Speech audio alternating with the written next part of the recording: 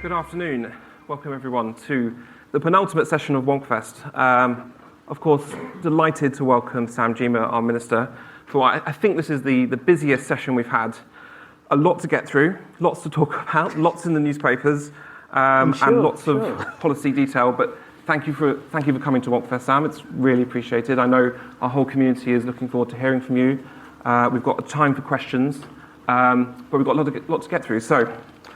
And it's great to be at Ravensbourne. I haven't visited yet. I'm on my travels, and it's fantastic, and good to see what's happening here. It's fab. We love Ravensbourne. It's been an interesting few days. This is just the last 4 days of newspaper headlines. Now, wonky readers will be familiar with some of the lines in the press over the last couple of years. But the last 4 days have been extraordinary, even by the standards of recent times. And that's the context, I think, for our discussion today. And these are some of the issues that we really need to talk about, I think. Universities on the brink, 6.5k fees, and the post-18 review, freedom of speech, of course, and all the issues around it. But I just wanted these up here because they kind of set the scene. I think the sector is it's the most alarmed state I've seen it in a few years, and that's saying something. We've had some real headwinds, but the atmosphere right now is febrile. I want to talk about this question of universities failing and bailout, and your role in it and DfE's role in it. There are thousands, potentially hundreds of thousands of students looking to apply for the January 15th deadline to university. As you've started yourself as the self-styled Minister for Students, which...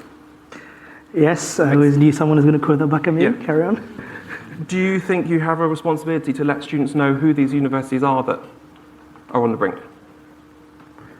Well, thank you for your question. And as you pointed out, there's been a lot of print coverage on what's going on in universities, actually not just over the last few days. I think ever since I got this job. And if you had to look back a year or two, there have been lots and lots of issues around universities. Now, you're asking me to comment on speculation in a newspaper that there are universities on the brink. I don't recognize that. I certainly don't recognize what that newspaper article is talking about. But we do have a system and we do have a process for dealing with universities that could find themselves in that situation. And you had Michael Barber here earlier today. He is the chairman of the Office for Students, which is the regulator of universities. And the regulator, since it came into being, I think in August of this year, has been going through a registration process for all universities. And part of that registration process requires the regulator to look in detail at the financial sustainability of universities. And so a university wouldn't get registered if it financially didn't meet the criteria set by the OFS, or if it was having difficulty, if there wasn't a plan to resolve it. So as far as students are concerned, and yes, you said as the self-styled Minister for Students, I think it is right to be interested primarily, certainly in this context, in students, that there is a process to make sure that universities they apply to are in sound financial health, and were there to be a crisis down the line, that there is a process to make sure that they can carry on their studies and get the degrees that they deserve. And that's why we have student protection plans, and each institution has to have a student protection plan that is very thoroughly investigated by the OFS as part of the registration process. But the big message here is that universities are autonomous institutions, and they are responsible, and with that responsibility, they're autonomous and they're free, and with that comes responsibility for their own business models. And I completely agree with Michael Barber that is the case, and they should be responsible for their decisions. They should make sure that if they are borrowing and making their financial planning, that they think about the downsides of that as well as all the upsides. I think that is a very clear message, and I completely back the OFS in delivering that message to universities. No bailouts. Michael Barber said that the student protection plans still need work. He didn't give us a lot of confidence earlier today that they really can protect every single student to continue their studies. if the worst case was to happen. Do you have confidence that the OFS really does have a sufficient plan to deal with the fallout of a university failing? If it's not going to step in and bail it out, do you think they were able to hold it all together for the students? I do have confidence that in the unlikely event that that were to happen, i.e. university going bust, that we will be able to take the necessary steps to protect the students at that institution. And that is something that, the OFS is working on actively, but I have confidence that we will be able to do that. Do you see a role distinct for you and DFE to OFS to step in these situations? Of course, it's the regulator's it's a primary function of the regulator. But as the Minister for Universities, but also the Secretary of State, we have an active interest, but so does government as a whole. The government's Civil Contingencies Unit, which sits in the Cabinet Office, would have an active interest in what is happening here. So we're not just saying we're leaving this to the OFS, and if something happens, it's all down to the regulator. We all have an active interest in an active dialogue around making sure that the necessary plans are in place. But the organization with the statutory responsibility to deal with this issue is the OFS as a regulator. Does it worry you, the idea that a university might fail? The reason why I used the language in the unlikely event is you don't want universities to fail. Many of our universities are anchor institutions, where they're very successful. They play a civic role in their communities. In many parts, they are some of the largest employers in the area. But that doesn't mean that you shouldn't talk about responsibility for vice chancellors, but also governance around proper decision making. There's been government interference and government help when it comes to bailing out universities in the past. And I'm just trying to think through the political reality of something happening here. For university, as you mentioned, they're anchors in their regions. Most have several members of parliament with a strong interest in their success.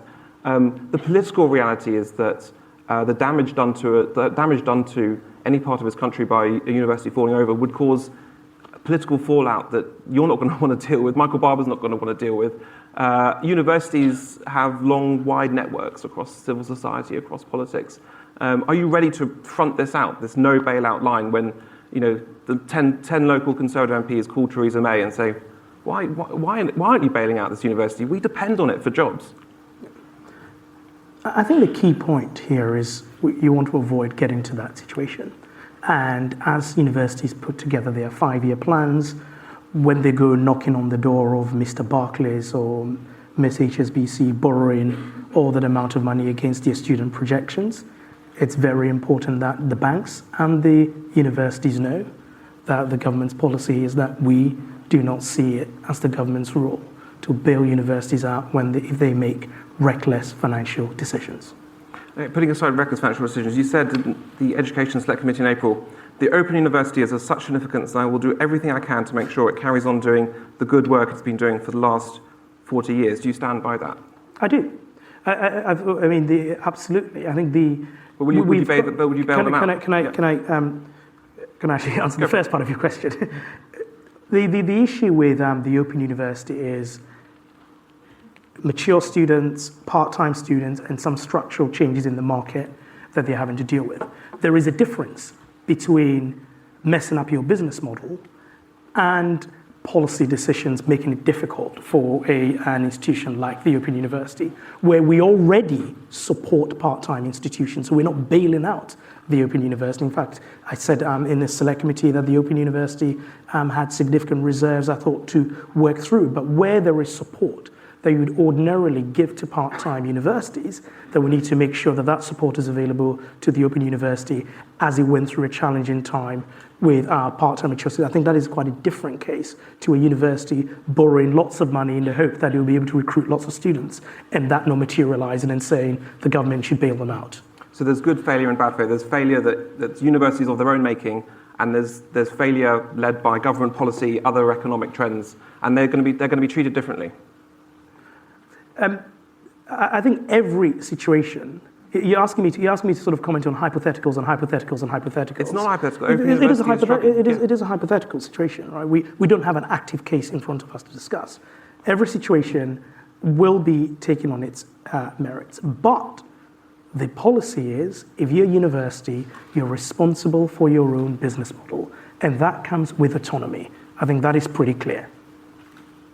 Okay, I want to move us on to the question of fees. I know you're not going to speculate on the outcome of the org review, but I'm interested in your where you think the fee level should be. The headline fee. Okay. I've always said a good degree is worth the investment, and I stick to that. And it's up for the panel to sort of come up with its recommendations. And I wouldn't comment on any specific number, but I can give you kind of how I would look at the situation. And I think when we look at the last sort of certainly since 2012, some of the advantages of the system being, for example, the huge strides made in terms of social mobility. And I would say that any proposals that I would look at, I would want to make sure that those positive strides made and the advantages that has brought do not set us in reverse, but actually that we build on dealing with some of the issues. I was looking at some data the other day, and you take Bristol South, and 18% of young people there go to university, and then you look at Richmond, and it's something like 60% plus. So in terms of social mobility and young people from disadvantaged backgrounds going to university, there is still a way to go, even though big strides have been made. I am concerned about sort of part-time and mature students, and so I'll be looking at that when I see the recommendations. But I think another way of looking at this is also paying some attention to the terms of reference of the review. The terms of reference of the review explicitly mentions the financial sustainability of universities as something the review has got to look at in terms of its recommendations. It talks about the industrial strategy and specifically the impact on science, research, and R&D, which also is in my brief. And so I would want to see the recommendations being recommendations that support that economic effort that universities are so central to. So those are some of the criteria that I would be looking to evaluate the recommendations. And on the social mobility question, would you see the return of student number controls as a retrograde step? Well, I think it's, as I said, we want to support aspiration. I said there have been huge strides that have been made since 2012. I do not want to see recommendations that send those into reverse. And you were right, just going back to some of your earlier question, that institutions are alarmed by the numbers that were put out at the weekend. And the right thing to do is, I'm not going to comment on any specific number, is that, and I've said this to UK in public, I've said it to them in private, I've said this to 1 Million Plus and all the other institutions, universities should also be out there setting out a positive vision for what they think will work and what framework they need to see for universities. I think that is equally important in this dialogue. And the panel, as far as I'm aware, it's still in very early days. So it's good for universities to be out there. Don't just be alarmed, actually go out there and start out a positive vision for what you think would work, but also a positive vision for what universities are doing. Very often I speak to institutions and they'll say, we're already doing this. We're already linked with employers in our local community. We've got these links with FE, and so some fantastic work that is going on in the sector. And I focused on this very much in my Sheffield speech to highlight some of this fantastic work. But universities have also got to be out there sharing this fantastic work with the world. Perhaps another way of putting it, lobbying against these proposals? Is that what you're saying? You don't want 2012 to be reversed? I said the social, it's social mobility benefit. I think we do not want to see the advantages of that set into reverse. Yes. Is there a red line for you? So on student number controls in particular? We've got, I haven't seen any proposals, and when I see the proposals, I'll take them in their totality. So I'm not going to set red lines. I think we know that sort of setting red lines before you've even actually seen anything doesn't seem like a smart thing to do. Mm. But you think we should be taking very seriously those numbers coming out of the weekend that are causing such alarm? I'm not saying take them seriously. I'm saying if you have concerns about it, you should be. It's the right thing to do is to be setting out your positive vision for the role of universities and what good they're doing and what framework would work. I think that seems like a good thing to do. I know you don't want to put a number on it though, but do you think 9250 is too high? Do you think we're going to have to move down or up? I don't think I'm going to say any more than a good degree's worth of investment. I mean, you know that I can't, this is what we call in the trade a lose-lose question, right? Whatever I say in answer to this, it's going to be bad, so I'd rather not go there. Okay.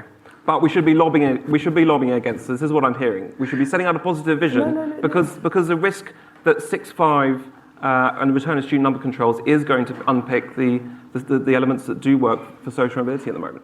Look, you're trying to push it. Look, I spoke in Parliament in favour of increasing tuition fees, and I spoke in Parliament in favour of it at the time because I could see the social mobility benefits of having universities that were well funded, sharing the burdens with the taxpayer, and also having no barrier to anyone to go into university. I think that is, and when I look at it, that is the same. But in terms of what I've been going around campuses, I've probably spoken to about 2,000 students. There are a lot of interest, a lot of issues people are interested in. Some fees, some maintenance, some interest, and that's why I said I'll look at it in its totality in terms of what comes out of the review. Okay.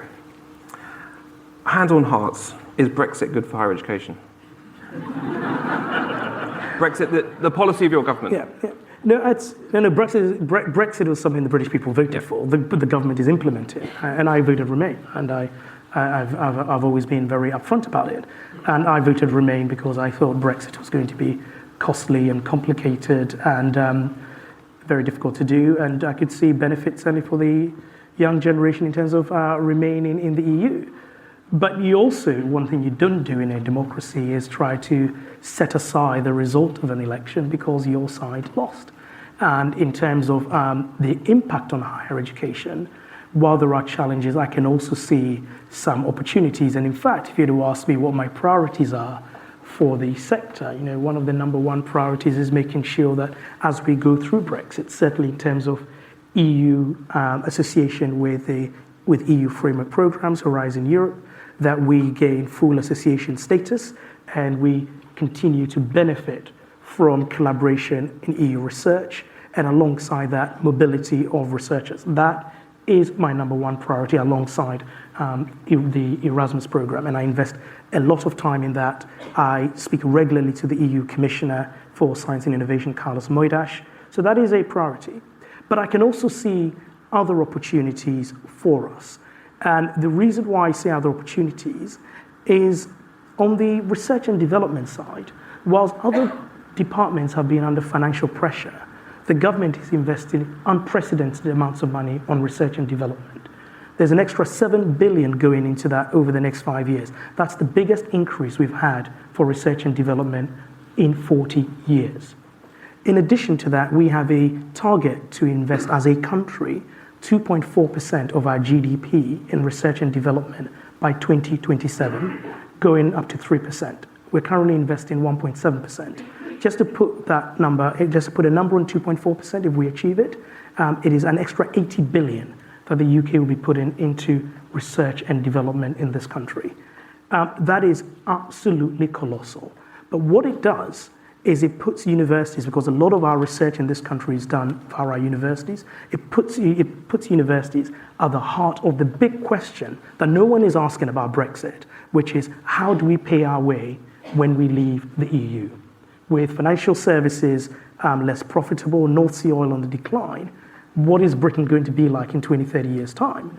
And the bet the government is making is that there's going to be innovation, it's going to be research-led, and it's going to be science, and universities will benefit. It would mean we need to create new relationships in addition to the EU relationships we have.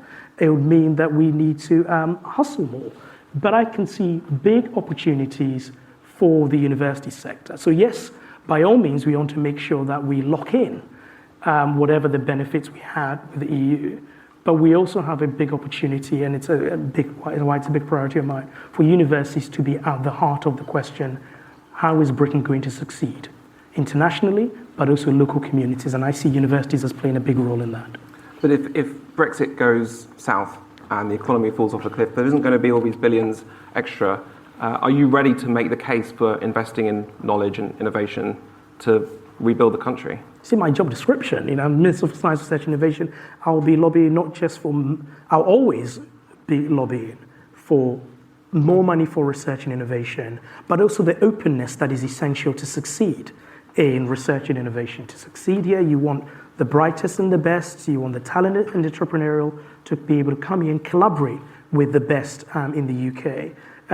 Whatever the outcome of Brexit, and you said if Brexit goes south, I don't happen to take that view. I think that is what we should be doing. I see universities as being central to the story of economic growth, not just about training the next generation, but also creating the companies of the future. And this is not just about science and scientific discovery. You also need the wisdom of people in the social sciences to answer some of the big questions that emerging technologies are throwing up for us. I need to move us on to a completely different area. You talked a lot about the monoculture in universities. Again, this is another heavily loaded question. But is the monoculture not just code for students not voting Conservative? Not at all, not at all. Actually, quite pragmatic about this. I mean, it's always been the case that students tend to be against the status quo. So there's nothing new there. When Tony Blair was in government, there was lots of students who marched against Tony Blair on the Iraq War. So you don't expect students to vote in the same direction as the governing party. I don't expect that at all. And in fact, I have never used language like, universities being left-wing madrasas, or I've never said, universities are full of snowflakes, because I don't believe in any of that. But when I talk about a monoculture, what I mean is having a culture where dissenting views, whatever they are unwelcome, and people can only speak from the silos of the identity that is prescribed for them. So if there was an issue to do with race, and Mark, you got in someone and say to you, how do you know what it means to be black? Well, of course you might not be black, but it doesn't mean that you don't have an opinion that is worth sharing. If it's a trans issue and you are a 50-year-old white man and you got involved in it, it's like, you shouldn't comment on this because that's not the silo that has been allocated to you. I think there is a lot of that in our universities. And I think what that does is it kind of undermines what I think should be at the heart of discourse in universities, which is the relentless pursuit of the truth. And you can't have that if dissenting opinions, so long as they're within the law, are not embraced, encouraged, and fostered in the university environment. And that also means you need rigor.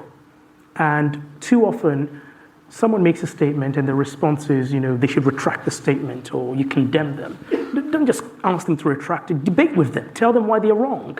And I think an emotional response, as opposed to a rational response where you actually engage in the issues and you just ask people to retract comments because you disagree with them. It's not what you want to see at our universities. But you mentioned the party political point, and I will be absolutely upfront that when the Shadow Chancellor says, I want every Conservative to be made to feel uncomfortable on our university campuses, that is a problem. It is a problem because that should not be happening, and you do not want a senior politician basically saying, if someone comes on campus and you disagree with them, hound them off because you do not want to hear those views. That I have a problem with. So I'm not saying I want students to vote Conservative or support Conservative views. What I'm saying is that you should have free and frank exchange of ideas, but done in a civil way.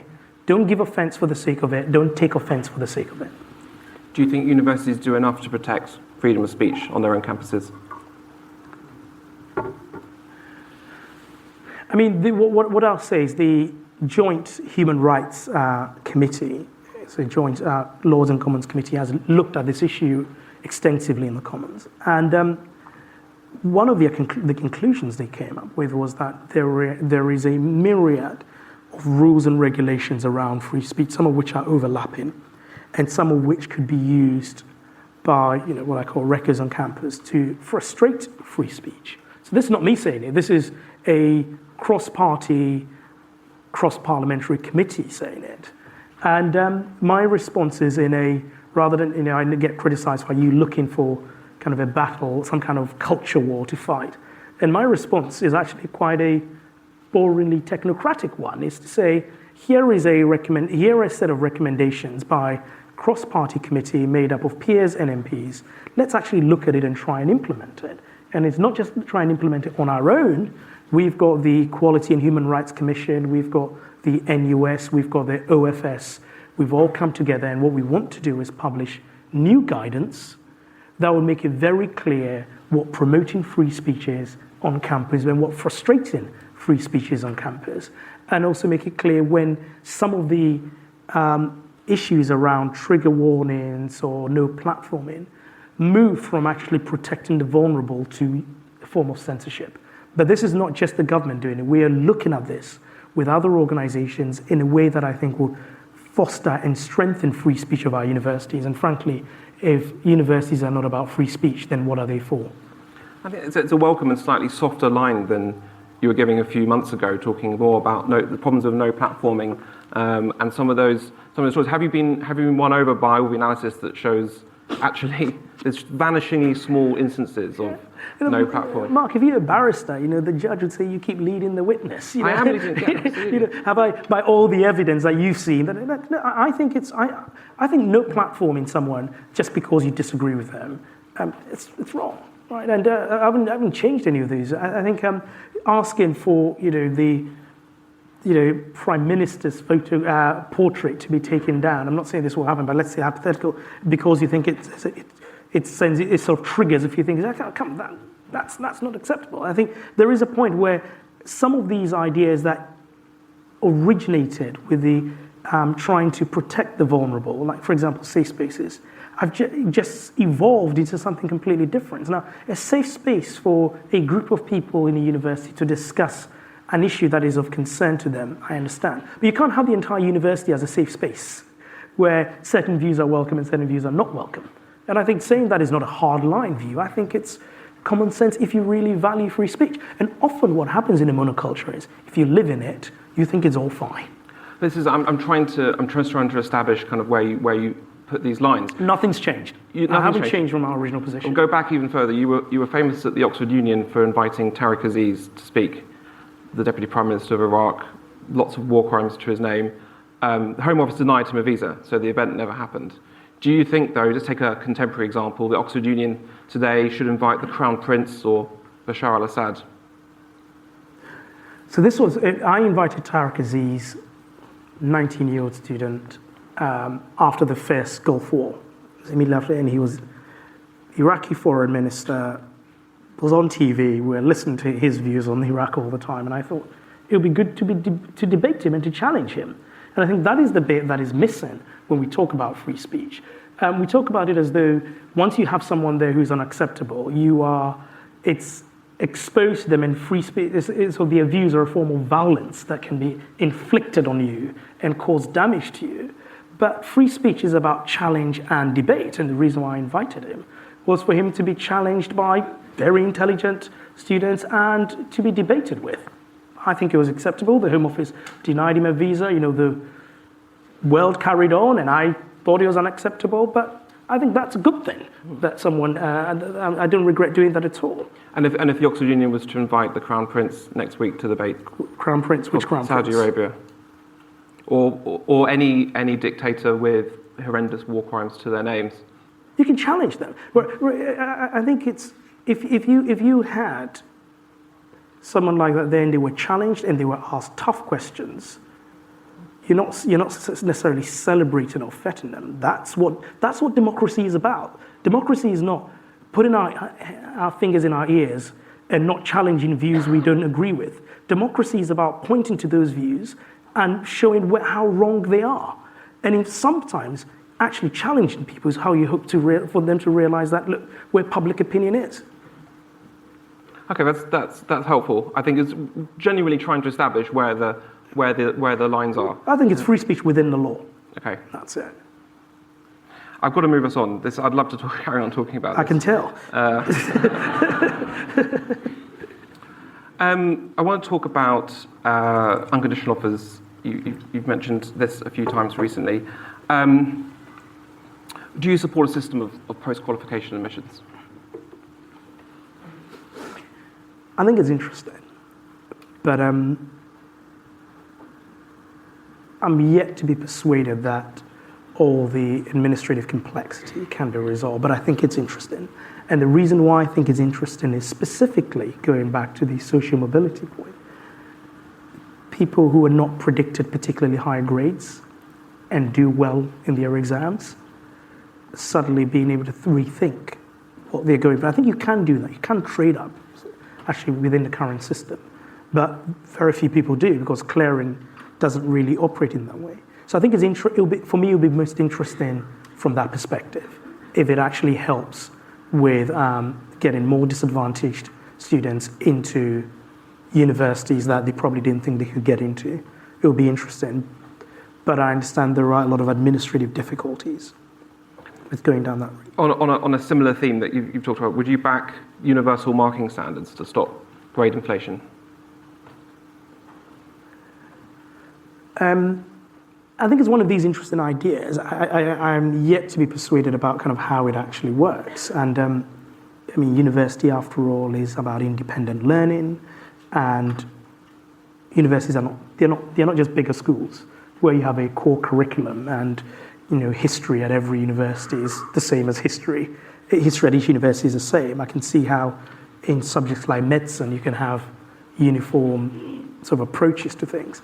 So my instinct, being absolutely honest, I think it's actually more complex than it appears, unless someone can persuade me otherwise. I'm happy to look at it. But the broader question is, how do you deal with grade inflation? And when you look at the data, the speed and the nature of the increase of people getting top grades, it's quite alarming. And I think there is something to be said for actually preserving the quality of our world-class education system, and therefore looking at ways to make sure that, yes, students work incredibly hard, and if they work incredibly hard, they should get the grades they deserve. But what you don't want is universities deliberately or inadvertently lowering standards. I think that's unacceptable. Would you introduce, or would you support students suing university for lost contact time and, say, a industrial strike? I think this is where the regulator is very important, and the nature of the contracts and agreements that universities come to with students. And for that to make very clear what, in terms of value for money terms, what students get for what they pay. I wouldn't go as far as saying that legal recourse should be sought, but I think those agreements should really specify how the university is going to deliver the service that student is paid for. And I think that's important. We would accept that and expect that in almost every other walk of our life. I don't see why a university should be exempt. All right, my last of these. Would you support rent control and student accommodation to tackle cost of living? I don't think I'll go that far, but I am concerned. I am very concerned, because it's actually, we started this discussion talking about fees and everything, but when I've spoken to students directly, most of the issues that students raise with me are to do with the cost of living. And rent is a big chunk of the cost of living, and especially if you're in London, it's a lot of money. Often some students asked to pay rent a year in advance, which also hits their cash flow. So it is a concern. We are looking at this issue in the department. I'm not quite sure rent control is the right mechanism, but I think what we can do around student accommodation to help with the cost of living is something that we are looking at, but I'm not sure. Would it be one of your tests for the Augur review about student maintenance and cost of living and all those issues? Would you want to make sure that whatever was introduced didn't negatively affect? I think the terms of reference obviously talks about making sure that precision education is accessible for everyone. I think within that, cost of living, maintenance comes into that, and I'd expect the review to look at that. Okay, I'm going to open up for questions. I see the first one over here. Please make them snappy, short as you can. Say who you are, where you're from. We've got about 5 minutes, so let's get as many as we can. I think I'll take a round of three. You took the chunk of the time. I did. Thank you. Kevin Hetherington from the Open University. I feel I have to respond to some of the comments that were made early on about my institution, and then want to pose it as a question.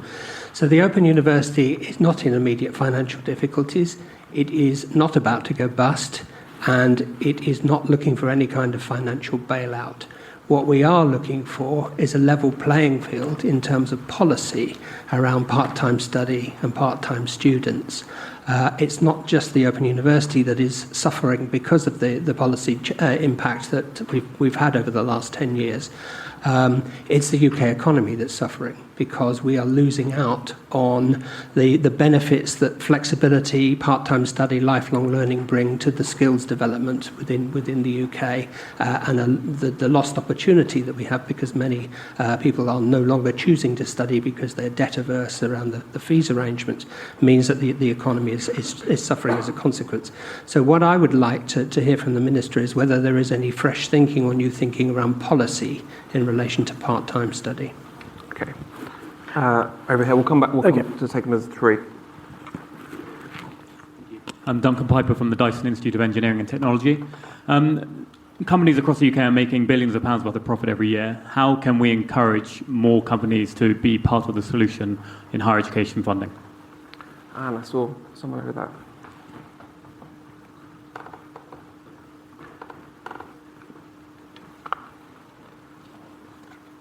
Kudzai Mazagaza, President of the University of Lincoln Students' Union. Minister, I welcome your comments about the cost of living because it's something that is quite pertinent with students that I interact with. You mentioned earlier that a good degree is worth the investment, so I'd be very curious to hear your views on how you define a good degree. How you define a degree that is worth the investment. Okay. So three questions. Firstly, the Open University, I think you put the case much more clearly than I did around what are policy impacts versus sort of business model consequences for institutions. Part-time study, mature study is very much something that the review is focused on. And I expect they'll be coming up with fresh ideas in terms of how we facilitate that and ensure that that part of the higher education experience continues to grow and thrive. So that's where new policy thinking will be coming from, but it is very high on the agenda. And I think if we're going to talk about access to higher education in any meaningful way, it's got to embrace part-time and mature study as the Open University majors on. In terms of the question about employers, I think it's a very, very good question. I mean, employers are to some extent involved because of the apprenticeship levy and post-18 education through the apprenticeship levy, but also degree apprenticeships. There is a question as to whether you can get employers more involved in terms of student finance more broadly. And academic degrees, if there are any smart ideas, I'll be very happy to look at them, because the fact is it is employers who keep saying they are not getting the graduates that they need. So I think the more employers can be involved, not just in funding, but actually in some cases design of courses and providing opportunities for students to spend some time in industry. I think these are all different ways in which employers can be involved, and I would want to see more of that than is currently the case. The third question is defined in good degrees worth investment.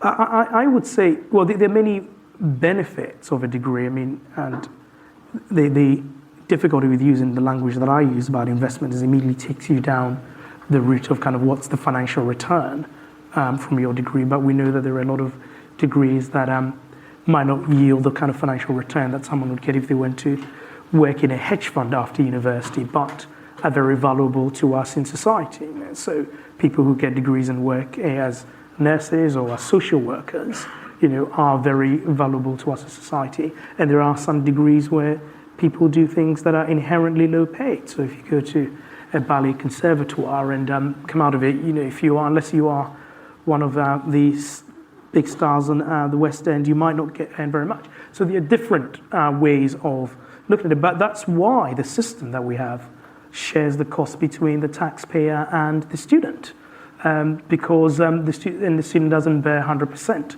of the cost because society is in some way contributing to that. What is not worth the investment is definitely where you have what I've called in the past sort of threadbare courses, where at one institution you get a much better quality course in terms of the course design, in terms of the contact time, in terms of the quality, the overall quality of the experience versus another, I think that is not right, right? So if you take, and what you'd want is you'd want these courses to be as good as each other rather than one being a bargain basement version here, but actually you've got a good version. I think that kind of degree is perhaps not worth the investment, or a degree in that kind of situation is not worth the investment. What would be your preferred measure of those indicators of what's a good degree, or a threadbare degree? Certainly, I mean, it's when I've spoken to students, I think when you've got situations where you hardly have any lectures, the lecturer cancels at short notice, you have sort of minimum in terms of the input, what's expected of you, very little in terms of essay output. You turn up to a lecture and you don't have anywhere to sit, even to write your notes. And I think that is not a great experience now in terms of how do you put that into metrics.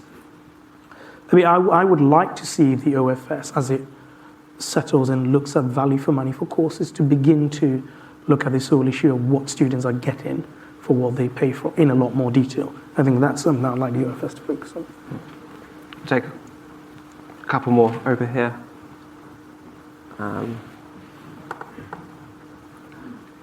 Damien Hines has spoken about how he'd like to see differential fees. If there were to be differential fees, should a STEM course cost more to reflect the fact that they might earn more and the costs are higher, or should it cost less to try and encourage people to go into STEM courses and to promote social mobility? And we'll take one more. David Morris, University of Greenwich. Back to Brexit. You outlined kind of where you stand in terms of doing a deal, but the prospect of there being no deal looms somewhat uncomfortably. We know other departments are preparing for that eventuality. What is going on in DFE and Bs with regards to higher education, particularly research, and what kind of contingencies should universities be putting in place for that outcome? Okay, I think that's all we've got time for, so if you can answer. Okay, so fees now. Let's see what the review comes up with. And I kind of think I'll make a general point, right? I think the whole psychology around fees and fee pricing is sometimes baffling for me. So there are people who say fees are high, students wouldn't go, but actually fees being high hasn't deterred applications at all. And then kind of once you get into differential pricing, and this is just a general point, by the way, I'm not commenting on the Augur review, I don't know how people respond to one subject being cheaper than the other. Do they actually want to go for the more expensive one because actually people treat education as a gift good inherently, or do they go the cheap one? I don't know what the answer is. I'm sure there's someone in the higher education sector who'd be able to sort of write a dissertation on this. To what extent do people look at their higher education experience as a consumption rather than an investment good, for example? There are lots of different permutations. So in terms of where I'll just say, let's see where the review comes out. We already have, by the way, having said that, a differential system. The difference is that the government tops up the STEM subjects. So whilst we have a flat fee cap for students, there is a top-up of about £2,500 that goes towards STEM subjects. So there is already differential resource per student in the system. It's just that as far as the students are concerned, what they pay, irrespective of the subject they do, is the same. And on Brexit, should universities be making contingencies for no deal? Well, we do have no deal plans. You're absolutely right. So, I think we've been very, very clear on what the no deal plans are for research. There is an underwrite guarantee in place till 2020. Initially, it was just till after Brexit, where all research funding from the Horizon 2020 program will be paid out by the government, including new calls new applications that are made during the period after Brexit. What we're doing is working with UK Research and Innovation to make sure that all researchers are aware of this. There is a portal there for research where we are asking researchers to enter the details of whatever grants they've got from Horizon 2020. So the no-deal planning is very advanced. On the research side, we're also engaging in no-deal planning on the Erasmus side. But no one is planning for no deal. I'm afraid that's all we have time for. But Sam, thank you for being a good sport and dealing with my leading questions. You're always welcome back to Wonkfest. Please join me in thanking Sam Gyimah. Thank you.